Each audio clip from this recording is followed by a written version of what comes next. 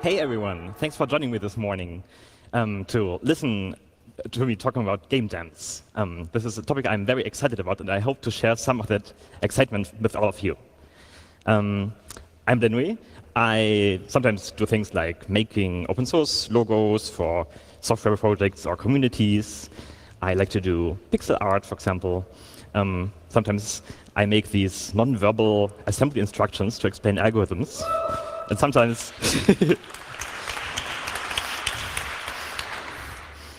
you might have seen some people walking around with this Hacken shirts with some puns on some band names on them.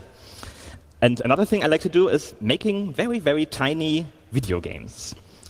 I also want to learn about you. Who of you is generally interested in making video games yourself? That's a lot of hands, and that's awesome that you're here. Who of those has actually started to make a video game? That is maybe half or 1/3 of you, okay? And who of those has finished to make that video game also? I see maybe 4 hands which are left. Okay, so this talk is for those of you, like I was in the same situation, right? I always would start making video games, and then I would get kind of stuck halfway, and it would be frustrating, and then I would have half a game. So when I found game jams, I found that it was an awesome opportunity to actually force yourself to actually make a finished game and ship it in the end, which feels really, really good. My goals for this talk are threefold. I want to explain to you what game jams are and where they come from. I want to showcase some of the games I did and give you a little bit a peek behind the scenes of one of them to show you how it was created.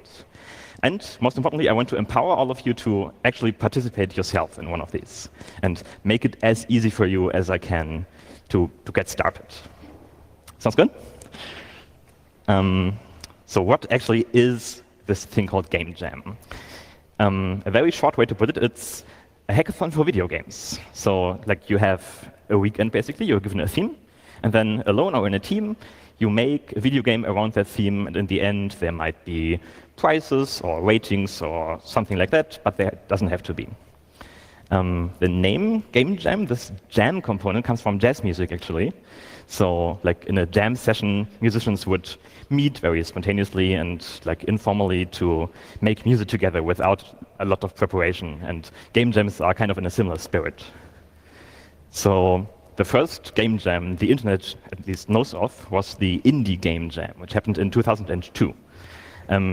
Two independent video game developers, Chris Hacker and Sean Barrett, invited some friends to their office, basically, and gave them, in this case, a pre-made engine and invited all of these people to make their own games around that. And in the end, they put the results on a website and put some documentation on. And this format was really, really successful. One of the participants in this indie game jam was Jonathan Blow, which you might know from games like Braid or The Witness, for example, which he made later. So many people really liked that format. So only 1 month later, in April 2002, another person put up a website called ludumdare.com, which was another game jam. And in this case, this is a virtual game jam. So you don't actually go to a common location to participate, but you can participate from anywhere, basically. And yeah, the very first Ludum Dare game jam was really small. They had exactly 18 submissions, so 18 games were submitted. And today's Ludum Dare game jams have about 2,000 to 3,000 submissions. So it has grown a lot, and it has kept going since 2002. There is a long-going debate on how to pronounce this name. Some people like to say Ludum Dare, and while it's certainly a very daring thing to participate in a game jam, this is Latin, and then it means to give a game, basically, or more idiomatically, to play a trick on someone. And I really, really like the atmosphere of this Ludum Dare event. It's very, very open for beginners, for example. It's very supportive. I really enjoy how people interact in that community, so I can recommend it. I have a lot of experience in joining this game jam. I think I found it 2 or 3 years ago, and I liked it so much that I, since then, participated 10 times in a row by now. It happens 2 or 3 times a year. So I said you're given a theme, right, for these game jams. Here's a list of all the Ludum Dare themes so far. And many of them put some creative restrictions on your game design. For example, one of the themes was 10 seconds, right? Or one of them was entire game on one screen. And in that case, you have to, somehow think of an idea that fits this theme. That's at least the idea. I think when I first started out, the first theme I saw was 2-button controls. So you have to think of a control scheme based on that. Yeah. Ludum Dare is considered to be the second largest game jam in the world. So let's look at the largest one, which is the global game jam.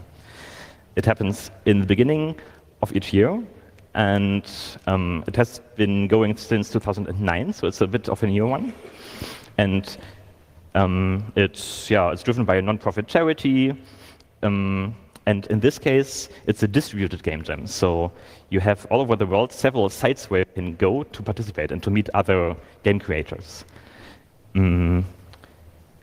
So in the first global game jam, they had 1,600 participants, which created together about 300 games. And in the most recent one, this year, they had 50,000 participants who created 9,000 games in 860 locations all over the world.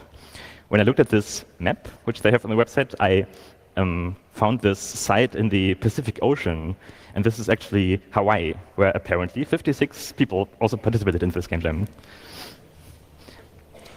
So here's a list of the global game jam themes. These are often a bit more vague and more open to interpretation. Like in 2012, there was just an image of a snake eating its own tail, and you had to think of a game that fit that. Or the year after that, the sound of a heartbeat, for example. So some other game jams to note are the Nordic Game Jam, which happens annually in Copenhagen. This is actually a single site where you go to, and about 1,000 people participate each year. You actually need tickets for that, but they do talks and workshops and so on. There is the Toe Jam, which happens in Toronto each spring. And GitHub sponsors a game jam called Game Off, which is kind of a celebration of open source software. So you're encouraged to create your full game using open source software only. And the last one I wanted to mention is a game jam organized by a popular YouTube channel called Game Maker's Toolkit, which is focused around game design and game mechanics. And they have been doing game jams since 2 years, which were hugely popular. Like this year, they had also about 3,000 entries, which is awesome. And this is much more focused, less focused on a polished game, so it's less about the graphics and the audio, but it's about really clever game mechanics. Sometimes these games get developed further after a game jam. So there are some popular commercial games which you might have heard of, which started as game jam games. For example, Baba Is You was an entry to the Nordic Game Jam 2 years ago, to the theme of Not There. Or Mini Metro, for example, was a Ludum Dare entry a few years ago around the theme of minimalism. And you might have seen a game called Keep Talking, Nobody Explodes. That was a global game jam entry. Okay, so let me show you some games I made and tell the story of one of them. The first entry I made was like a solo entry around the theme of shapeshift. And I had this little story where like a fairy would give you the ability to shapeshift. But what the fairy didn't tell you that you shapeshift into the closest object to you. So congratulations, you are a floor lamp now. And the game is then about like moving around at this lamp and zapping little fireflies, which then fall down to the carpet. And you are supposed to lure a mouse coming out of the mouse hole to eat all the cheese on the ground. So it's a game about fast reactions and a bit of strategic planning. Together with a friend, I made 20,000 pixels into the sea, which is a sailing simulator, basically. So this was actually really interesting for us to learn about how sailboats work and how to put your sail in the correct direction to go against the wind, for example, how you do that. And we were stumped for about an hour or so trying to find out how a boat actually turns, how that works, which forces are involved, until we realized that you have rudders, which, help a lot in steering, I guess. And after we added that, it worked much better. We made a puzzle game called, you remember this German meme, Was ist das für ein? So this is Was ist das für ein room? It's a puzzle game, basically. where you are given amount of furniture and you are supposed to put it on a floor plan so that you satisfy some conditions. For example, you cannot block the door and you cannot put shelves in front of windows so you don't block the light. We made some interesting levels around that, I think. There was a racing game called A Bloody Small World, which takes place in the human bloodstream, and you are supposed to deliver oxygen to organs of a human body, which is partially very hectic and partially a very meditative experience of sorts. I made 10 Little Letters, which is a very abstract minimalist game about finding out about the shape of letters by basically touching them in the dark, and then you get sound feedback. And I only had a single day to make this game, so yeah, it's very reduced. The idea is very, very small. And during the game, you mostly see this black square and click around in it, but it's also fun. We made Spring Clean, Do Not Cross, which is about cleaning your apartment with a Roomba, but also you have cats, and you need to protect your cats from this Roomba by putting in some barrier tapes. So it's about fast reactions again. Another game is called Splendid Adventures on a Sunday Afternoon, and this was for the theme combine two incompatible genres. So this is a mixture between a platformer and a text adventure, basically. You actually jump over the text to get to places, and then you can decide which direction you want to go. We had a very talented artist who drew these nice backgrounds.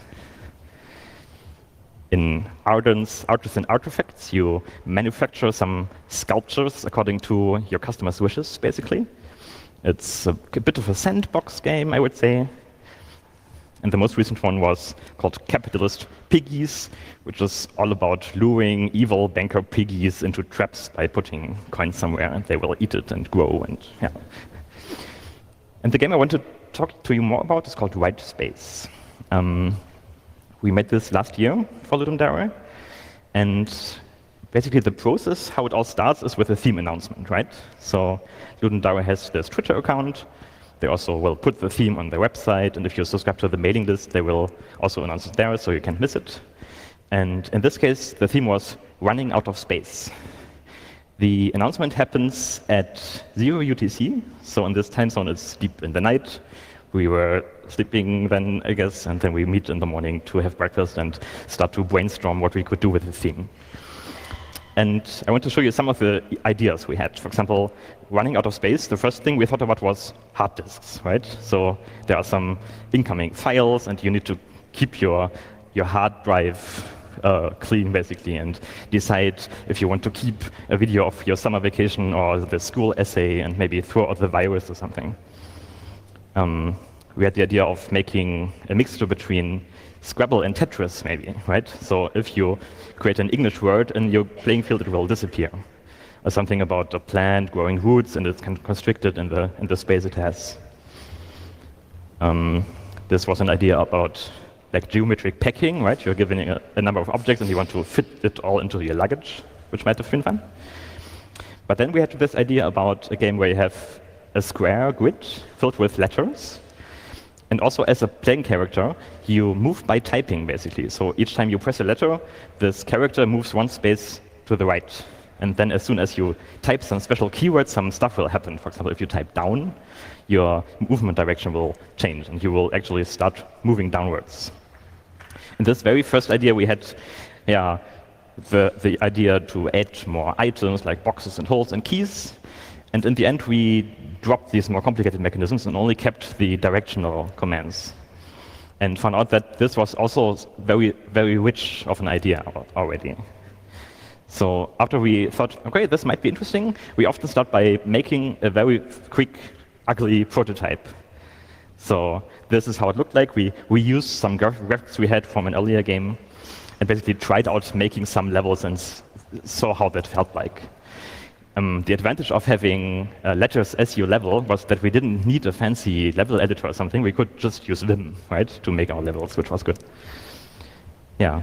And then I think we spent the next day thinking of good levels. And this was one of the phases I enjoyed most in this game jam, I think.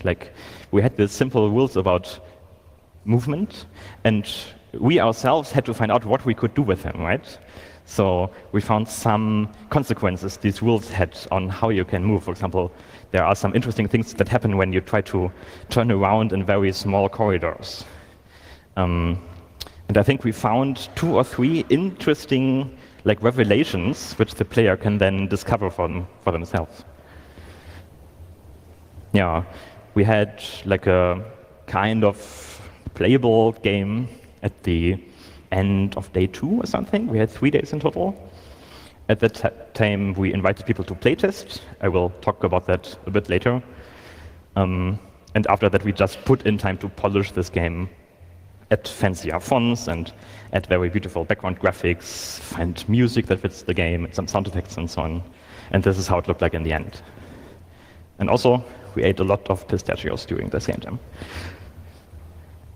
So after you submit your game, there's a phase where you can play other people's games and comment on them and rate them.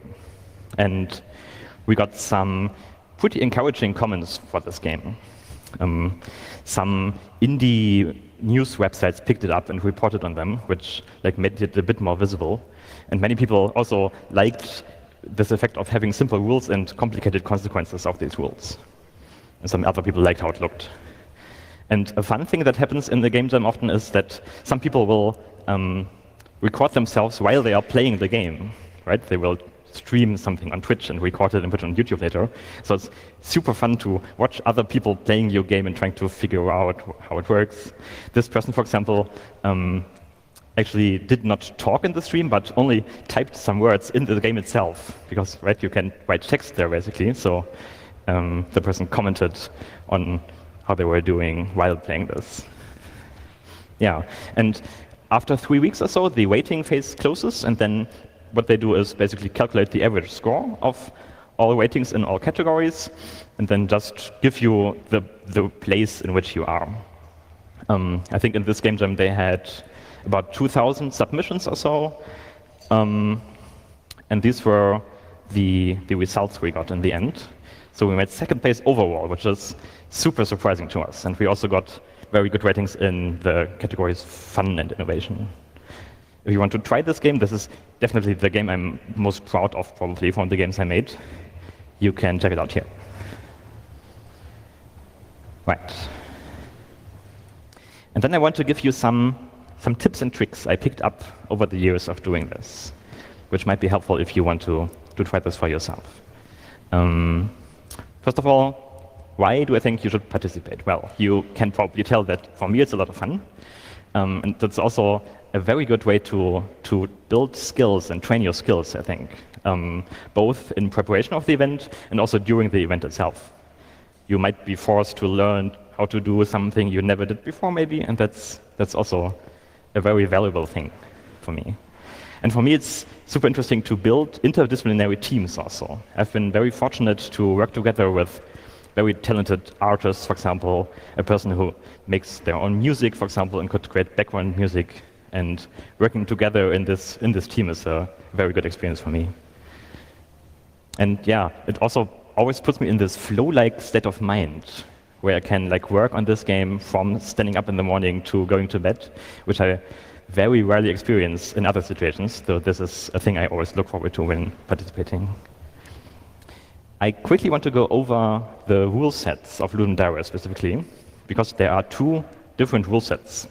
There are the gem rules and the compro rules. The gem rules are a bit more forgiving, I would say. You can participate in a group, and you can reuse some material other people have made, like images and sound effects and so on, assuming they have free licenses, like Creative Commons. And you have 3 days to make your game. And then in the other rule set, the compro rule set, I think this compro comes from the demo scene. This is like a test of your skills, really. You have 2 days, you have to work alone, and you have to make everything from scratch during this weekend, which is a challenge. Some things I recommend for preparation is, for example, to have enough food around. I mostly cook up a large batch of food and get some snacks and drinks, so I don't need to think about that during these days because I will have other things on my mind, right? Get enough sleep, I would say. I most often also sleep during the event, but I know people are different, and some of you might work night shifts also. And the third thing is to build a small demo game before the event even starts. So you get a bit more accustomed to the engine you want to use, and you can make sure that all of your group members have the setup working, and that you have like a Git setup, for example. This is a very valuable thing also. Speaking of engines, there are some large, very powerful engines like Unity or the Unreal Engine, for example. But I feel like these are too complex and too powerful maybe to start out. So what I recommend is a very small, cute 2D game engine called Love. The URL is love2d.org. It's open source, it's cross-platform, it's very focused but feature complete for me. It has a physics engine built in, for example. It has support for graphics shaders. And the community is also very friendly, right? They have very nice forums. And if you look at the bottom right, it says, be warned, however, that the community sometimes gets too friendly. So look out for that. Another engine I started trying out this year is called Pico 8. And this is something some people call a fantasy console. So it's a piece of software that gives you a very constrained set of things you can work with. You have an output of 128 by 128 pixels. You have like a fixed color palette of 16 colors. You have 3 audio channels, and that's all you have basically. And you need to work inside of these constraints to make your game, which is, for me, very, it pushes my creativity forward if I am given these constraints. This console also has built-in editors, as you can see. It has a level editor, it has a built-in code editor also, so you can actually stay inside of this software all the time while you are making it, and then switch between playing it and making it all the time. You can make sound effects and music also in this software. This is proprietary, however, and if you are looking for an open source alternative, I would recommend looking at TIC 80, which is basically the same thing. The display is a bit larger, you get a bit more pixels, which I personally don't like as much aesthetically. But you also get a level editor, a sound editor built in. Okay, so what about making graphics? I have sometimes recommended sites like opengameart.org, where you can find pre-made character graphics and sprite sheets and like tiles for making maps and so on. But personally, I've never used them, and I've never seen them successfully used. Because often, like, the idea of your game will be so specific that it's not very helpful to have a pre-made graphic or try to find a very specific thing on some site. So I would actually recommend drawing graphics yourself. There are at least 2 good ways of doing that. You can use pixel art, which is a way to create graphics very fast, right? Because there are not so many pixels you can change. It's fast to create a 16 by 16 image, for example. And a software I recommend of doing that is called Sprite. I sometimes do pixel art workshops, and one of them was recorded, actually. So if you're interested in learning about Sprite and about making pixel art, you can check out this recording. I will give the URL to the slides in the end. And the other direction would be vector graphics, I guess, where you have very sharp defined corners, you have a lot of flexibility in which graphics to make, and Inkscape is another good open source program for creating vector graphics. Yeah, and another idea maybe is if you don't feel comfortable in making very complex graphics yourself, you can keep the visual style of your game very, very minimalist and abstract. Like constrain yourself to a foreground and a background color, work with simple geometric shapes, for example. That's something I've seen working very well in the past. To the topic of sound effects, the first thing to say is definitely add them. I have played a lot of games which had no sound at all, and that's always a pity, because as soon as you add some sound effects to your actions, it gets so much more fluid and more juicy, and it's more interesting. So definitely add some sounds. A thing I like to do is record sound effects myself, actually. So I would walk around my apartment with my smartphone, maybe. The microphone in there is pretty good. And then I would hunt for sound effects, like how does this sound, and how does my doorknob sound, and so on. And sometimes you can find very fitting sound effects there also. And if you don't want to do that, there are some resources like the Free Sound Project, for example, which works pretty good. You can enter some keywords, and you will most of the time get some fitting sound effects for your game. You need an account on this site to download the sound effects, which is kind of annoying, but for me it's worth it. Yeah, and then there is a software called SFXR, which is basically a sound effect synthesizer. This is kind of a hack. This was created specifically for Ludum Dare, because I said in this very constrained rule set, you need to create the sound effects on that weekend, right? So some people said, okay, we will make a tool that helps you make the sound effects in that moment. So you have these preset buttons on the left, and you can click on them and then get some sound effect that sounds like an explosion or like a coin pickup or something, and it will randomize the sliders a little bit according to constraints, and then you will get something that sounds like a coin pickup maybe. And if you're happy with that, you can save it and use it in your game. There are some web-based remakes of this software also, which you can find. Okay, music. You could compose it yourself, I guess, and I do have a friend who does that a lot for our games. But if you're like me, you can also find some very good resources for finding music. For example, incompetech.com is a very good site where a single person has created hundreds of soundtracks, basically, in all different styles and tempos and so on. And what I really like about that site is that you can filter it very good. So you can actually, if you want to evoke a certain feeling with this music, you can click on the fields drop down and then select, I don't know, bouncy and driving maybe. And then you will only see music that fit these feelings. You can filter for a tempo, for a genre, and then pick something you like. This is all Creative Commons license. So in the brainstorming phase, I always try to make sure that in the beginning we don't exclude any ideas, because it's kind of discouraging for people if they like have a very an idea that doesn't sound realistic, and other people will say, we cannot do that, right? So maybe hold back at that moment a little bit and keep it in mind, and maybe it will change over time and become something awesome. And in the other direction, don't pick an idea too quickly. In my experience, it's often a good idea to, like, if you have a really awesome idea, to brainstorm a little bit more above that point, and maybe see if you find a second or a third idea which you really like, and then you can look at these ideas a bit more distantly and see which one of these you like. Because, the core mechanic of the game has to be fun. That's, for me, one of the most important things. A word about the scope of your game. Make it as small as possible. If you have this idea for your game, and it involves 5 different enemy types and 10 weapons or something, it's often a good idea to remove some of that until only the very, very core is left. Like you get a very, very focused idea of your game.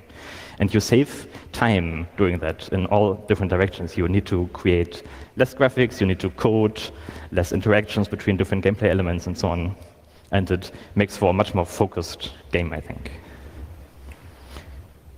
Regarding playtesting, I found it very helpful to do that in person, actually. So what we try to do each time is about 1 day or so before we need to submit our game, we would invite some friend to the place where we are making the game, and actually sit that person in front of the computer and just let them play this game without commenting on anything, which is sometimes a helpful way to see if there is something the person does not understand at all, right? Because the game needs to explain this. If other people on the internet will play this, there won't be a friendly person sitting beside them and giving them hints. So this is a good way to just throwing them in the water and seeing what happens. And doing it in person is helpful for me because you get so much more feedback that way. Like the channel is very broad compared to a person only sending you text feedbacks, for example, over a mail. Right? You can see their emotions and all of their reactions and their confusions. And that's something I recommend, doing that in person. So what's next? If you are actually interested in making a game yourself, There are some large game jams coming up which you can mark in your calendar. For example, the next Ludum Dare is coming up in the beginning of October. If you go to this website, you can create an account there, and then about 2 weeks before this actually event happens, there is this phase where all the participants decide on a theme themselves. You can actually suggest your own themes there, and then other people can vote on these themes, and in a multi-stage process, at the end, only one theme will be remaining. The next Global Game Jam is coming up next year in the end of January.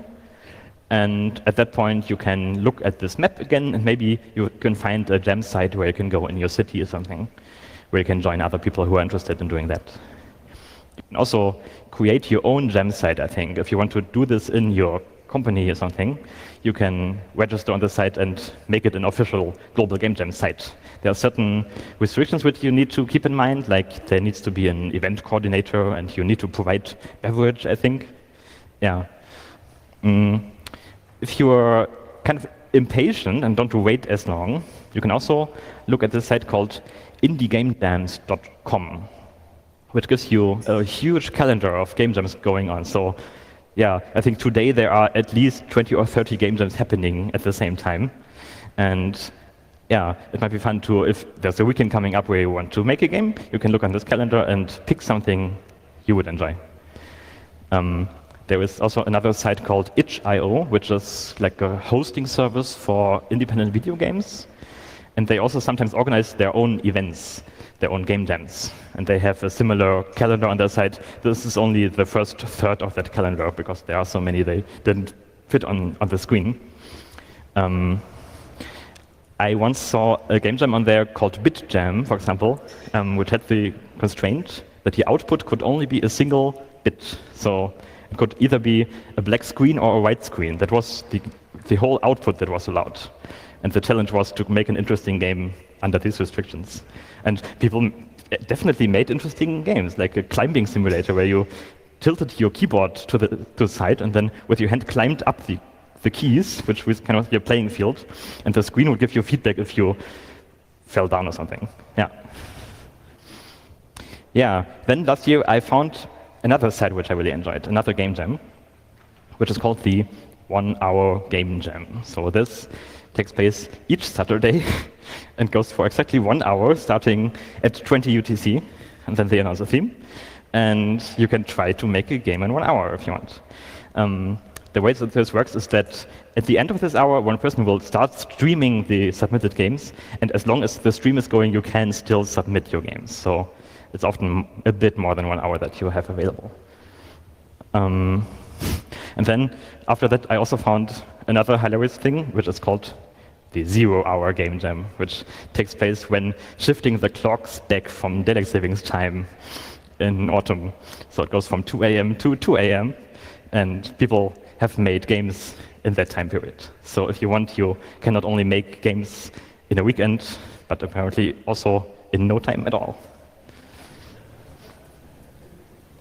Right, so definitely, if you are interested in trying this, I would encourage you to.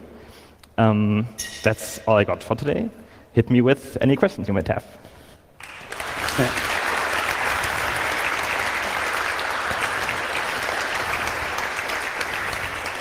If you have questions, there is this angel with a microphone.